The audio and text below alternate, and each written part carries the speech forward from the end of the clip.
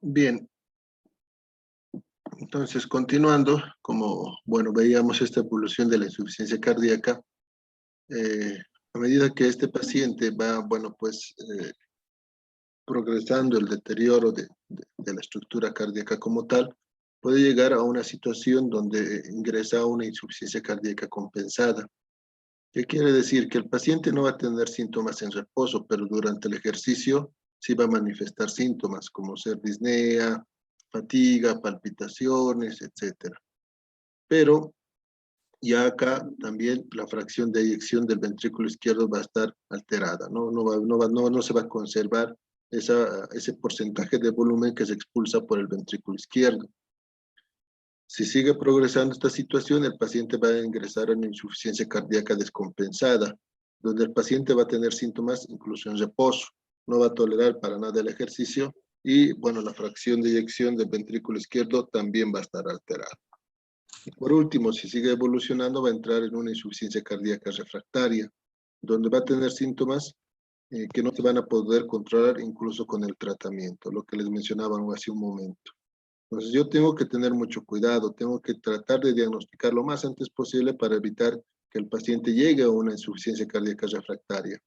Estos pacientes son difíciles de manejar, les recalco. A veces con el tratamiento les mejoramos algo, pero inmediatamente que se suspende o se cambia algo, estos vuelven a decaer pues, bueno, presentando una sintomatología de repente mucho más descompensadora y que lamentablemente a veces requieren internación o hospitalización, ¿no? Entonces tenemos que ir viendo cada uno de estos cuadros, pero todo esto, les recalco, va evolucionando con el tiempo, no es de forma, bueno, rápida ni en días que todo esto se va presentando. Eh, Cuando un paciente o una persona está sufriendo de una insuficiencia cardíaca, hay varios mecanismos compensatorios que tratan de restablecer, por así decirlos, eh, la función cardíaca o ayudar, ¿no?, dentro de esta insuficiencia cardíaca. Estos mecanismos, en cierto sentido, van a, en una primera instancia, compensar el deterioro, pero lamentablemente, ¿qué es lo que pasa? Que a la larga, en vez de traer un beneficio, van a traer una mayor descompensación. Y es por eso que, bueno, pues el tratamiento también va destinado a inhibir estos sistemas a la larga. Un ejemplo, una vez que, bueno, pues un paciente está cursando con una insuficiencia cardíaca, se van a activar diferentes sistemas, como ser el sistema nervioso simpático. El sistema nervioso simpático se activa una vez que se detecta que el corazón ya no está bombeando la misma cantidad de volumen. ¿Y qué es lo que hace el sistema nervioso simpático? En cierto sentido, hace que el corazón trabaje más. O sea que tenemos que un corazón que estaba trabajando de repente a una frecuencia cardíaca de 70, va a trabajar a una frecuencia cardíaca de 90, ¿no? Si el corazón trabaja más rápido, va a bombear más sangre. Eso es lo que piensa estos sistemas compensatorios. Les recalco, en una primera instancia sí ayuda, ¿no? Pero sabemos muy bien que si un corazón está cansado, le hago trabajar más, pues obvio que va a cansarse más y va a tener mayor deterioro por el trabajo arduo que va a hacer. Por lo tanto, un ejemplo, bueno, pues dentro del tratamiento está inhibir en cierto sentido el trabajo arduo del corazón. Por eso damos beta bloqueantes en algunos pacientes, ¿no?, que tienen insuficiencia cardíaca, para tratar de hacer que el corazón empiece a trabajar lento y pueda llenarse más y así bombear más sangre. Es una lógica que tal vez vamos a explicar después. También se puede activar el sistema adenina-angiotensina-aldosterona. Recordemos que el sistema adenina-angiotensina-aldosterona es un sistema que también nos puede ayudar en una primera etapa. Sabemos que, bueno, los riñones, al percibir que existe muy poca llegada de sangre a dichas estructuras, inmediatamente van a liberar renina, ¿no? Y esta renina se va a convertir en angiotensina, y esta angiotensina, bueno, se va a convertir en angiotensina 1 y angiotensina 2, y bueno, pues la angiotensina 2 va a tener diferentes mecanismos que van a actuar tratando, por un lado, de evitar la expulsión de volumen durante lo que es la orina, y tratando de retener lo más que se pueda de volumen para poder mejorar el corazón. Pero nuevamente les recalco, también a la larga esto va a conllevar a que un paciente empiece a detener llenarse de volumen, ¿no? Y ahí tenemos la congestión por parte de su organismo, pero eso es producto de ¿qué? De este sistema que en cierto sentido, les recalco, en una primera instancia nos ayuda, pero después es un factor o un sistema que nos va a descompensar más al paciente. También, bueno, pues el sistema renin-angiotensina va a activar a la hormona antidiurética, ¿no? Sabemos que la hormona antidiurética también nos ayuda a retener agua, y en cierto sentido esta retención de agua mejoraría en una primera instancia el trabajo del corazón, porque existiría más volumen, pero no es así. A la larga también tenemos que, bueno, interrumpir este sistema o la activación de esta hormona para poder evitar el mayor encharcamiento del paciente, ¿no? Entonces, acá tengo los sistemas compensatorios. Acá tenemos el sistema renin-angiotensina, ¿no? Y su trabajo, desde luego, dentro de lo que es la insuficiencia cardíaca. Fíjense, esto es muy interesante, ¿ah? Vamos a ver cómo actúan los diferentes receptores o la activación de los diferentes receptores a nivel de lo que es este sistema. Por un lado, sabemos que, bueno, la renina, una vez que se va a liberar, automáticamente este va a convertir el angiotensinógeno en angiotensina 1, ¿no? Esta, les recalco, se libera por las células yuxtoglomerulares en el riñón, una vez que el riñón percibe que no hay mucho volumen. Entonces libera automáticamente la renina y esta va a convertir el angiotensinógeno en angiotensina 1.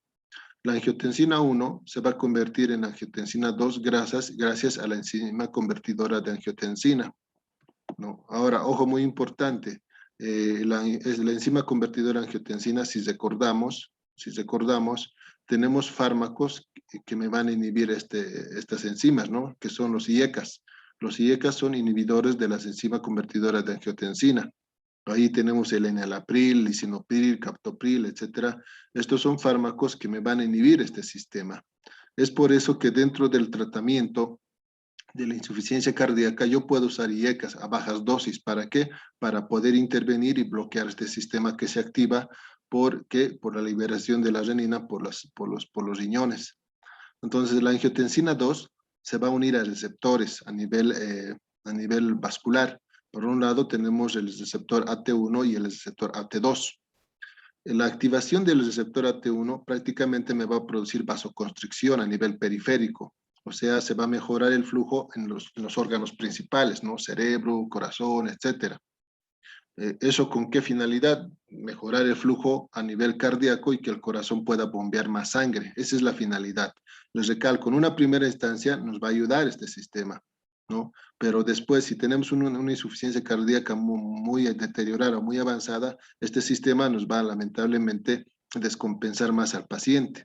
Es más, ¿no? Que se dice que en un paciente con insuficiencia cardíaca, grado 3 o grado 4, nosotros podemos utilizar los IECAs como tratamiento, ¿no? Pero a bajas dosis.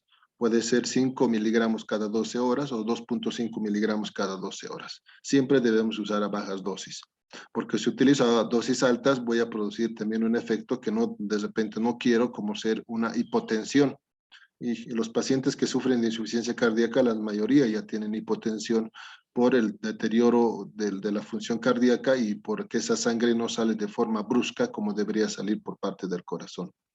Por otro lado, va a haber un estrés oxidativo, va a haber un crecimiento celular a nivel endotelial, va a haber una proteinuria, ¿no? Se va a favorecer la eliminación de proteínas a nivel de la orina, un remodelado del ventrículo izquierdo y un remodelado vascular.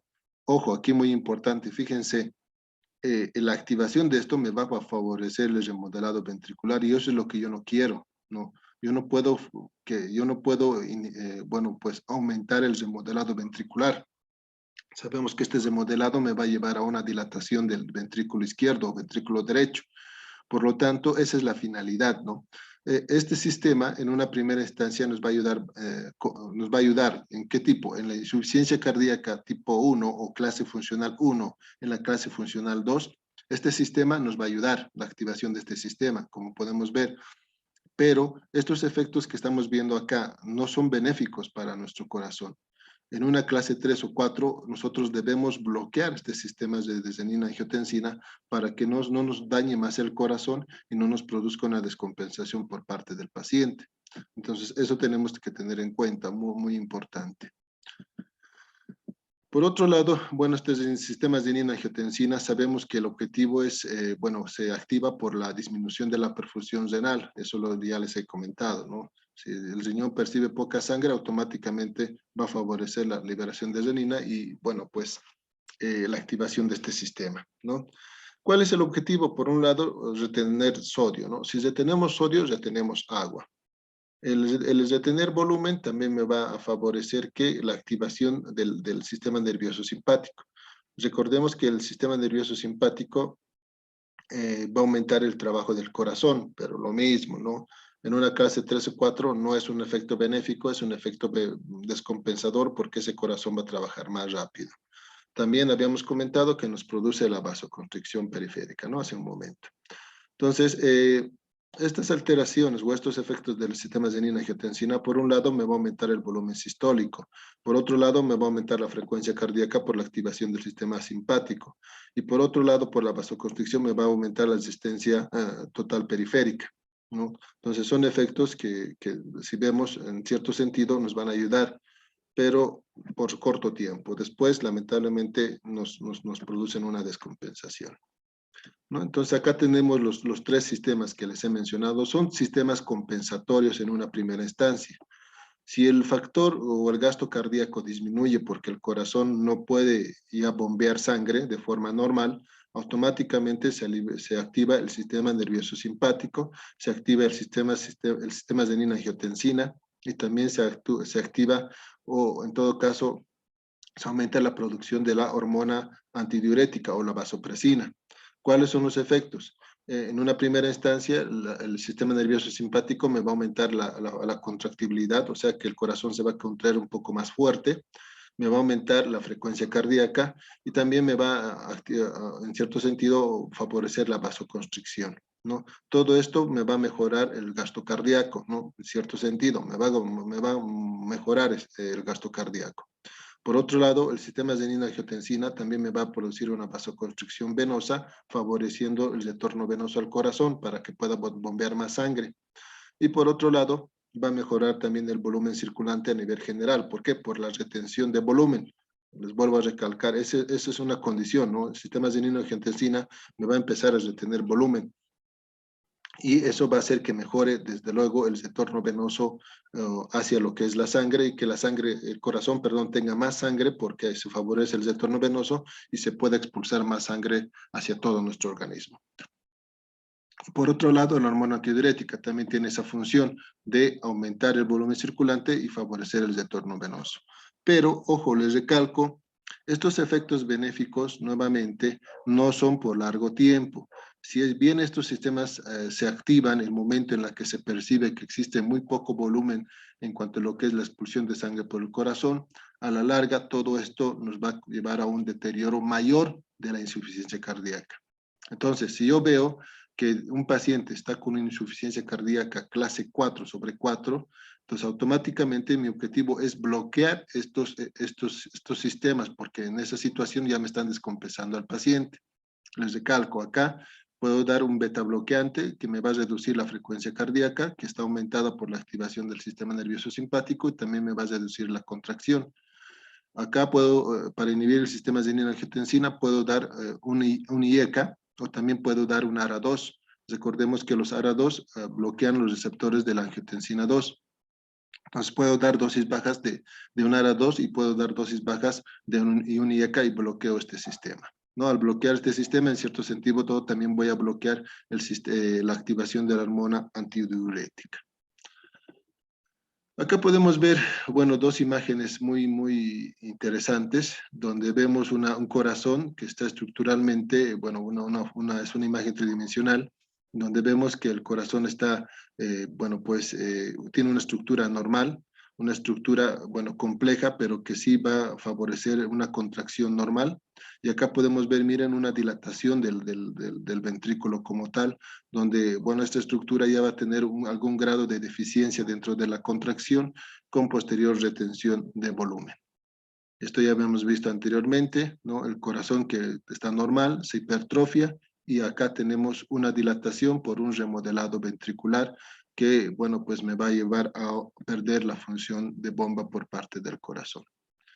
Tenemos que tener en cuenta que en realidad ese corazón que está alterado, que no puede bombear, es como decir lo siguiente, ¿no? Tengo un corazón que va a bombear poca sangre y por ende va a retornar poca sangre, ¿no? No va a poder llenarse con la misma cantidad, puesto que el corazón mismo está bombeando un porcentaje de sangre, bueno, pues disminuido, ¿no? Que no es lo bastante suficiente para poder cubrir todas las demandas metabólicas de nuestro organismo.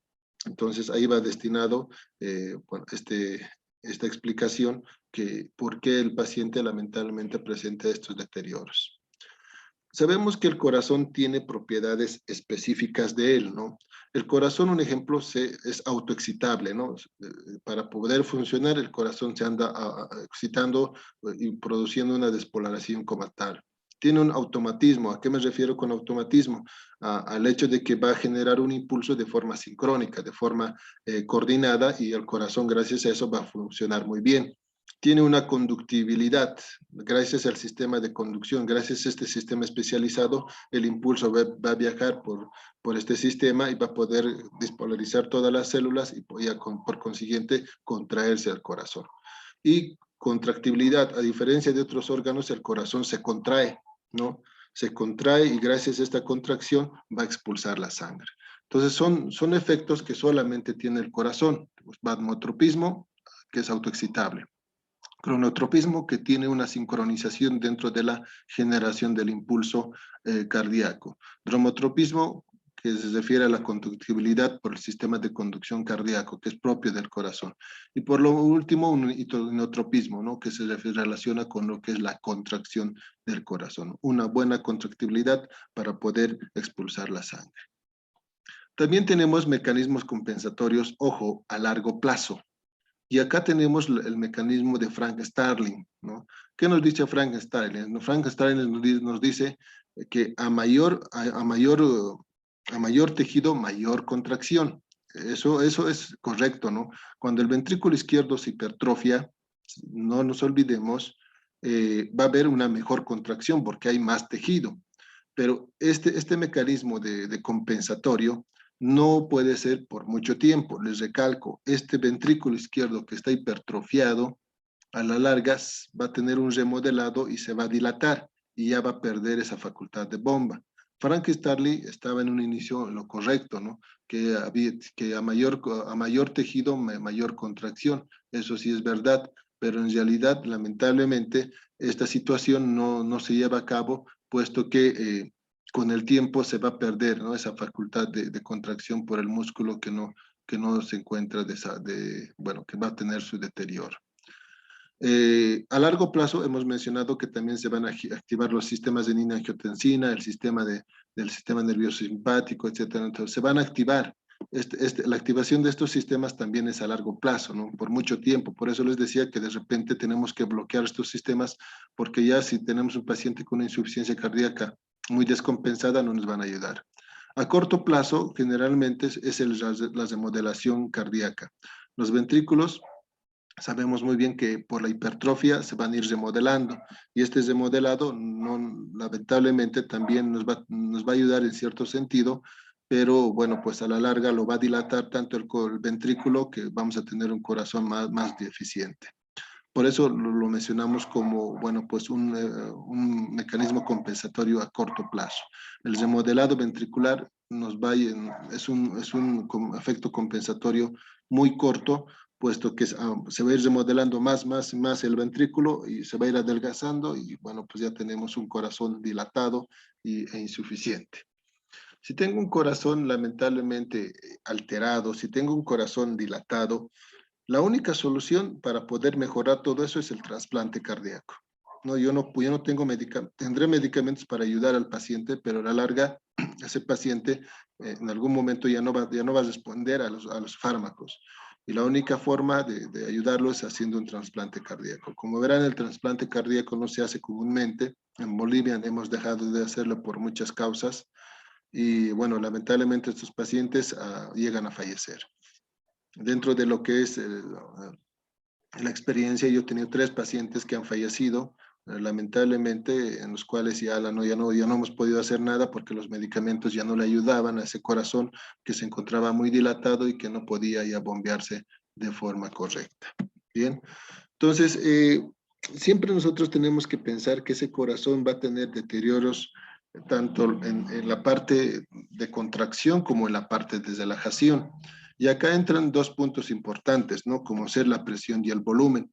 El paciente, bueno, pues va en una primera instancia, va a aumentar su presión, ¿no? Para tratar de compensar ese deterioro que existe. Gracias a que al aumento también de la musculatura del miocardio, ¿no?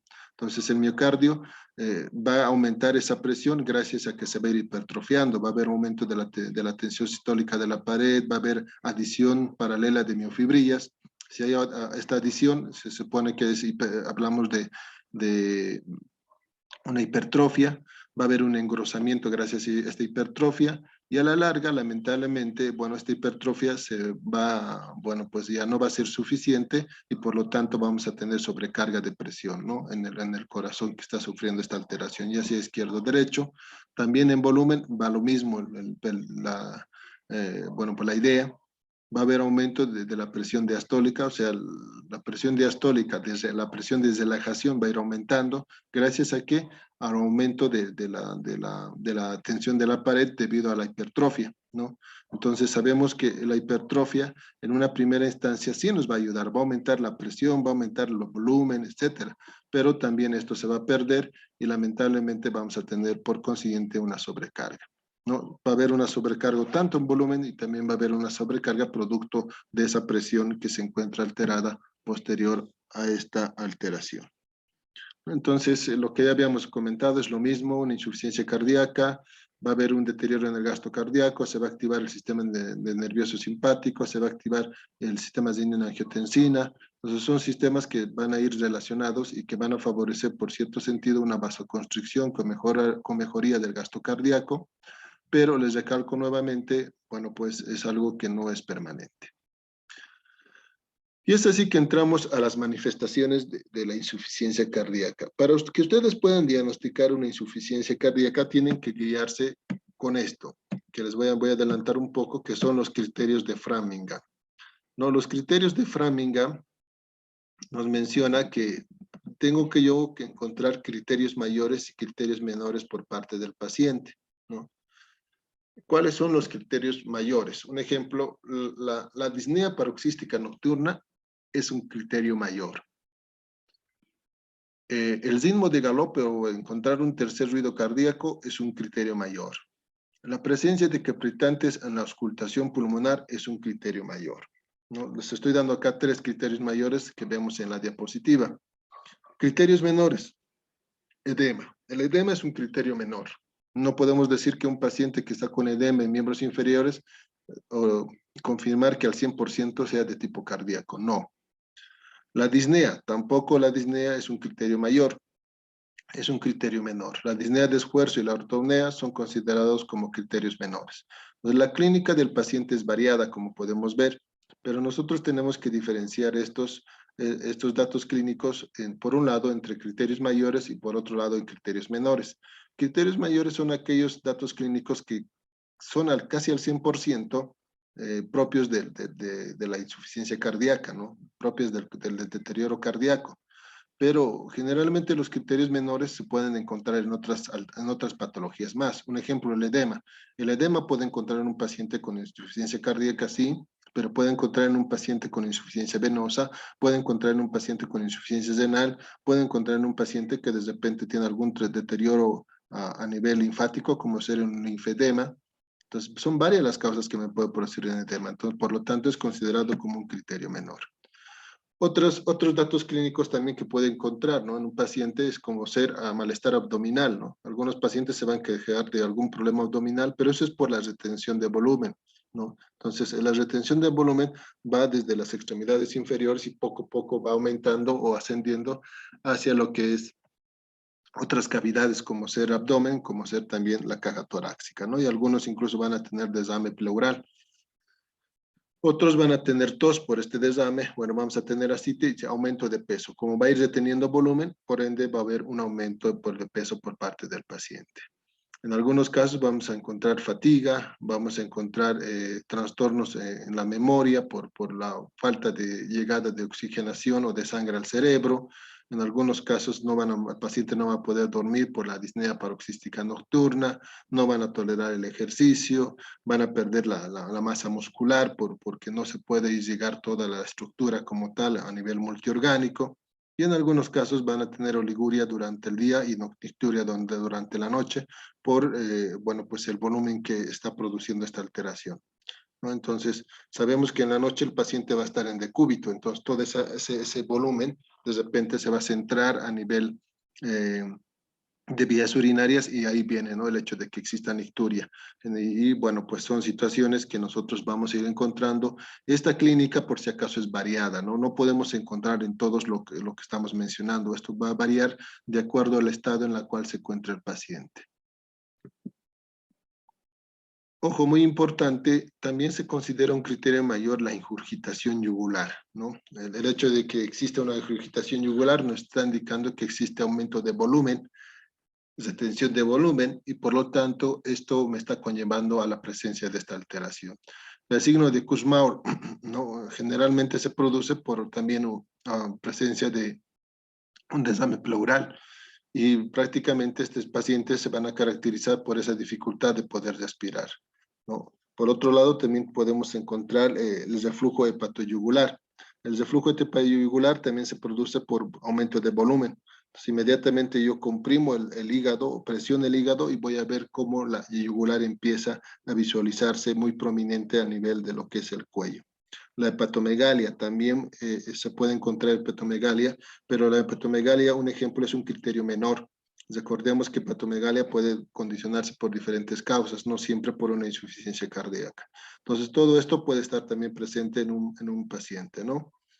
Por otro lado, bueno, pues tenemos que ir auscultando, es muy importante auscultar, ver si es que hay algún soplo, si es que hay algún deterioro de una válvula, ver si hay un tercer ruido cardíaco que es producto de la congestión, ¿no? Ver cómo están los pulsos periféricos, si están, bueno, pues dentro de lo que es un buen llenado, ¿no? Entonces, tengo que ir valorando todo lo referente a una alteración producto de lo que corresponde a la función cardíaca.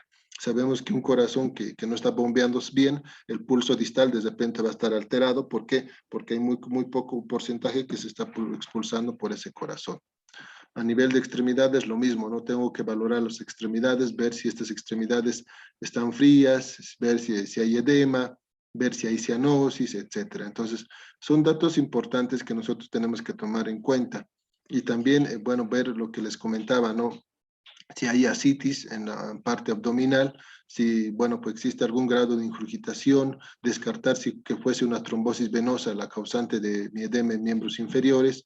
También tengo que valorar los niveles de proteínas, porque también una hipoproteinemia, recordar, nos pueden llevar a un edema en miembros inferiores.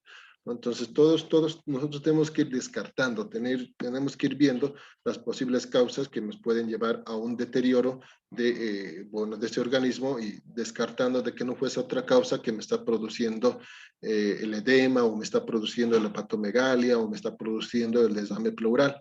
El desame pleural también es un criterio menor dentro de lo que es el diagnóstico de la insuficiencia cardíaca, porque sabemos que una neoplasia, una tuberculosis, etcétera, me pueden dar un desame pleural. Así que no podemos decir que es propio del corazón el desame pleural, ¿no? Los soplos cardíacos, lo que les decía, ¿no? Ver si es que hay algún grado de valvulopatía aórtica mitral que me puede condicionar la insuficiencia cardíaca, ver, auscultar campos pulmonares, ver si hay algún crepitante, ver si es que hay una disminución del murmullo vesicular en bases que puede relacionarse con un desame pleural. Y el ritmo de galope, que se refiere a la presencia de un tercer ruido cardíaco. Recordemos que el tercer ruido cardíaco nace o se origina por el llenado ventricular rápido, porque la sangre pasa de golpe al ventrículo, y al pasar de golpe, golpea, bueno, pues la pared del ventrículo izquierdo, y ahí se origina el tercer ruido cardíaco. Y en el caso de la insuficiencia cardíaca está explicado esto, puesto que va a haber retención de volumen, ¿no? No en todos los casos, pero sí va a haber retención de volumen. Acá tenemos una imagen de un paciente con insuficiencia cardíaca izquierda. Entonces, ustedes tienen que diferenciar esto. Miren, el paciente que tiene insuficiencia cardíaca izquierda no tiene edemas para nada. El paciente se va a caracterizar por disnea y por fatiga, ¿no? El paciente trata de respirar, trata de captar la mayor cantidad de oxígeno porque se siente cansado, ¿no? Se siente, bueno, fatigado. Entonces, esa es la característica del paciente que tiene insuficiencia cardíaca izquierda. A diferencia del que tiene insuficiencia cardíaca derecha. Miren, esta es una paciente que tiene insuficiencia cardíaca derecha. Tiene edema en miembros inferiores, los pies están hinchados, tiene hepatomegalia, vemos acá un hígado grande y también va a tener cianosis, ¿no? Entonces, esta es la característica, una imagen propia de un paciente que está con insuficiencia cardíaca derecha, no nos olvidemos. Entonces, una cosa es insuficiencia cardíaca izquierda y otra cosa muy diferente que se caracteriza por retención de volumen es la insuficiencia cardíaca derecha. ¿Cuál es la clínica de la insuficiencia cardíaca izquierda? Generalmente la disnea, lo que les decía, ¿no? Puede haber una disnea de esfuerzo, una ortopnea, una disnea paroxística nocturna, una disnea de reposo y en algún caso un edema agudo de pulmón, ¿no? Puede haber edema agudo de pulmón. Entonces estos datos son propios o característicos de la insuficiencia cardíaca izquierda. A diferencia de la derecha. Miren, en la derecha vamos a encontrar una ingurgitación yugular, vamos a encontrar una hepatomegalia, vamos a encontrar un edema periférico. ¿Por qué? Por la retención de volumen, ¿no? Entonces, el paciente que tiene insuficiencia cardíaca derecha se va a caracterizar ante todo por la retención de líquido, ¿no? Por la retención de líquido. Algunos otros datos clínicos que vamos a encontrar, cardiomegalia, ¿no? La cardiomegalia o el corazón grande es propio también de, o es un criterio mayor dentro de lo que es la insuficiencia cardíaca. El ritmo de galope, como les decía, la presencia de un tercer ruido cardíaco, la presencia de un cuarto ruido cardíaco también pueden estar presentes. Los soplos, que pueden originar, desde luego, mi insuficiencia cardíaca. Una disminución de la presión diferencial, la presión va a estar disminuida por ese corazón que está bombeando sangre de forma, bueno, pues, eh, disminuida, un pulso alternante y en algunos casos también puede ir acompañado de arritmias, ¿no? Una fibrilación, un ejemplo. La fibrilación y la insuficiencia cardíaca, la verdad, sí se ha visto bastante hoy en día. Y tengo bastantes pacientes con fibrilación e insuficiencia cardíaca. Eso sí se ve bastante, porque es una arritmia muy común dentro de la que son las arritmias en general, ¿no? Esta es la clasificación que les decía de la insuficiencia cardíaca, ¿no? Según la NIJA. Tengo una clase 1, donde el paciente va a presentar disnea a grandes esfuerzos, no solamente disnea, ¿no? Sino también palpitaciones, sino también incluso dolor precordial. Entonces, el paciente que clase 1 generalmente es aquel que presenta síntomas a grandes actividades físicas. Se podría decir que la clase 1 es la normal, ¿no? Si yo hago una actividad física fuerte, mi corazón va a empezar a latir rápido por la actividad, me voy a sentir cansado, etcétera. Eso es normal. Una clase 1 es normal. Es el cansancio que todos tenemos ante una actividad física. La clase 2 es aquel que se presenta a medianos esfuerzos. ¿Cómo qué? Como caminar algunas cuadras. Eso no es normal, ¿no? El hecho de que yo camine 3, 4 cuadras o suba a las gradas de repente de mi casa y que me canse, eso no es normal. Por lo tanto, esta es considerada como una disnea clase funcional 2/4 o a medianos esfuerzos. La clase 3 es aquella disnea que se va a presentar a pequeños esfuerzos. ¿Cómo qué? Como al barrer. El barrer la casa o el tratar de cocinar o lavar los servicios, esas pequeñas actividades mínimas que requieren poco esfuerzo me van a llevar a un cansancio. Entonces, la clase 3 se relaciona con aquella disnea que lo vamos a tener a pequeños esfuerzos. Y la clase 4 es aquella que se va a presentar durante el reposo. O sea, ¿qué quiere decir? Me voy a sentar y voy a sentirme cansado, ¿no? Esta clase 4 es la peor, por supuesto, ¿no? Porque estamos hablando de una insuficiencia cardíaca 4/4. Entonces yo tengo que clasificarlo de acuerdo a, bueno, pues, a los números romanos que vemos, ¿no? Si el paciente se cansa durante la actividad física, hace grandes esfuerzos, será una clase 1/4. Si el paciente se cansa al caminar, será, bueno, pues, medianos esfuerzos, una clase 2/4, ¿no? Si el paciente se cansa en pequeñas cosas, será 3/4, y si nos dice, doctor, me canso incluso estando sentado, será una clase 4/4. Lo que les comentaba anteriormente, ¿no? La clase 3 y la clase 4 son las peores, puesto que la disnea se presenta en situaciones muy, tal vez, cotidianas.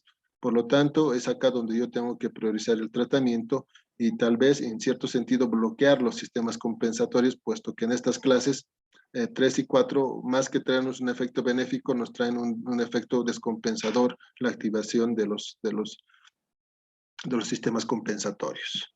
Bien, y acá está esto lo que les decía, los criterios de Framingham. Framingham es, bueno, pues un estudio que se ha realizado en un estudio europeo en diferentes pacientes que padecían de insuficiencia cardíaca y se ha visto que, bueno, pues la mayoría que padecía de insuficiencia cardíaca tenía datos clínicos propios de la misma alteración cardíaca y algunos que tal vez no se relacionaban mucho. Esto ustedes tienen que saberlo. Para hacer un diagnóstico de la insuficiencia cardíaca tienen que guiarse con estos criterios. Ojo, muy importante, no lo olviden. ¿Cuáles son los criterios mayores? Por un lado, la disnea paroxística nocturna. Si un paciente me dice que no puede dormir porque le falta aire durante el sueño, entonces disnea paroxística nocturna. Ingurgitación yugular, presencia de estertores o crepitantes a nivel pulmonar. Cardiomegalia, que puedo verlo, bueno, pues sacando índice cardiothorácico en una radiografía. El edema agudo de pulmón también es un criterio mayor. Galope, ¿no? Por tercer ruido cardíaco, lo que les decía, la presencia de un tercer ruido cardíaco, reflujo hepatoyugular y la pérdida de aproximadamente 4.5 kilogramos una vez iniciado el tratamiento con diuréticos. Todos estos puntos, chicos, son criterios mayores. Si yo encuentro dos de estos en un paciente, ya tienen confirmado el diagnóstico. Un ejemplo, si yo encuentro estertores y encuentro cardiomegalia, ya tengo dos criterios mayores, me dan el diagnóstico. O cualquiera de estos. Estos son criterios mayores propios del corazón, ¿no? A diferencia de estos otros que, bueno, pues que los otros que forman parte de los criterios menores. Los criterios menores, como vamos a ver a continuación, son estos. Estos son los criterios menores, o sea, que no son propios del corazón. Un ejemplo, el edema en miembros inferiores puede encontrar, como les decía, por otras causas también. La tos nocturna también puede producir de varias causas. La disnea de esfuerzo o disnea nada más. La hepatomegalia, el desame pleural, la taquicardia mayor a 120 latidos por minuto y la capacidad vital de un tercio de la prevista. O sea, ¿qué quiere decir? Que el paciente no va a soportar de repente hacer una actividad de forma normal, va a estar deteriorado. Entonces, todos estos son criterios menores, ¿no? Dentro de lo que es la clasificación de Framingham. No pidan interconsulta o no manden al cardiólogo solamente por edemas, ¿no? O no manden por disnea. Entonces, ustedes tienen que saber que estos no son propios del corazón y tendrían que, desde luego, buscar otros criterios para poder hacer el diagnóstico. Por lo tanto, ¿qué nos dice Framingham? Dos criterios mayores nos dan el diagnóstico. Un criterio mayor más dos menores nos dan el diagnóstico. O sea, que un ejemplo, si yo tengo un paciente que está con cardiomegalia, tiene disnea y de repente está también con desame pleural, entonces ya tengo, por supuesto, un diagnóstico. Un criterio mayor más dos menores, diagnóstico. Dos criterios mayores, diagnóstico. ¿Listo? No se olviden y siempre básense en estos criterios para hacer un diagnóstico que les va a ayudar bastante dentro de lo que es las referencias del paciente si ustedes tuviesen a la mano. No cometen el error. Yo tengo un ejemplo, colegas, médicos familiares que son especialistas, ¿no? Porque medicina familiar es una especialidad que me están mandando con el diagnóstico de disnea en estudio.